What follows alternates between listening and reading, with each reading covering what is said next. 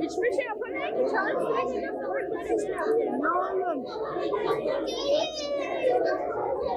Evet hocam başlayın.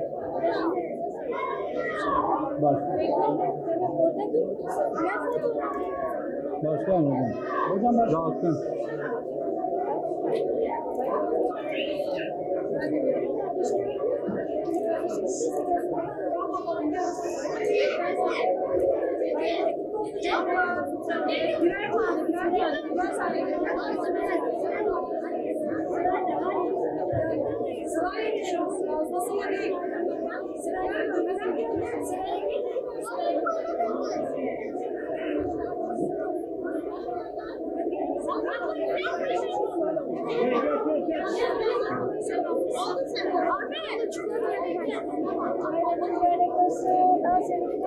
Bugün çocuklara Ramazan'dan sonra bayram neşesini, coşkusunu yaşatmak amacıyla bayram kartları hazırladık, zarfları. İçinde küçük harçlıklar var. Şekerlerle beraber çocuklarımıza bayram harçlığı hazırladık.